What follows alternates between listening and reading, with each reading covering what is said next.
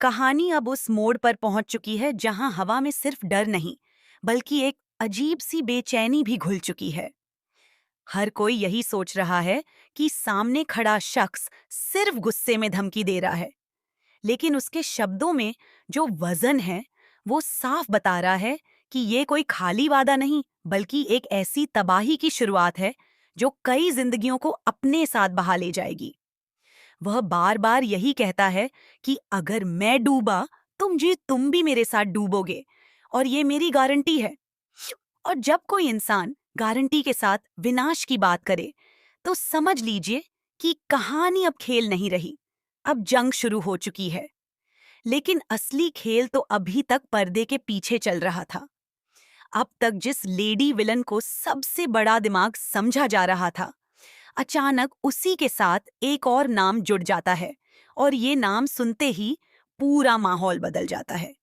क्योंकि अब कहानी सिर्फ एक विलन की नहीं रही, अब दो दो चेहरों के पीछे एक ही साजिश की परछाई नजर आने लगती है।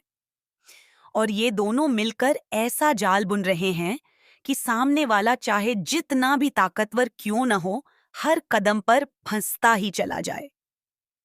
लेकिन जैसे जैसे परतें हटती हैं, सबसे बड़ा झटका विहान के पिता डॉक्टर टंडन के नाम पर लगता है। वही डॉक्टर टंडन जिन्हें अब तक एक समझदार, शांत और भरोसेमंद इंसान माना जा रहा था, अचानक शक के दायरे में खड़े हो जाते हैं। उनकी हर बात, हर सलाह, हर कदम अब नए सवाल खड़े करने लगता है। क्या वो सच में इतने मासूम हैं जितना दिखते हैं? या फिर ये पूरा मासूम चेहरा सिर्फ एक नकाब है जिसके पीछे सबसे खतरनाक दिमाग छिपा बैठा है?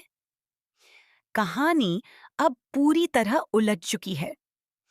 एक तरफ लेडी विलन और उसका नया साथी, और दूसरी तरफ डॉक्टर टंडन के इर्द गिर्द घूमता हुआ रहस्य। लेकिन असली झटका तब लगता है जब एक पुरानी फाइल अचानक सामने आती है, और उसमें जो सच लिखा होता है वो पूरे परिवार की जड़ें हिला देता है। उस फाइल में साफ लिखा होता है कि डॉक्टर टंडन सिर्फ इस कहानी का हिस्सा नहीं, बल्कि इस पूरे खेल के असली आर्किटेक्ट हो सकते हैं। और सबसे बड़ा ट्विस्ट यहीं आता है जब पता चलता है कि डूबने की धमकी देने वाला शख्स कोई और नहीं, बल्कि उसी सिस्टम का हिस्सा है जिसे डॉक्टर टंडन खुद कंट्रोल करते हैं। यानी जो शख्स खुद को शिकार दिखा रहा था, वो असल में शिकार नहीं, बल्कि शिकारी है। और अब तक जो लोग खुद को सुरक्षित समझ रहे थे, वो दरअसल उसी के जाल में पहले से ही फंस चुके थे। अब सवाल ये नहीं कि कौन दुश्मन है, सवाल ये है कि इस पूरी कहानी में कोई भी असली मासूम बचा भी है या नहीं। और अगर डॉक्टर टंडन ही मास्टरमाइंड निकले, तो विहान किस पर भरोसा करेगा?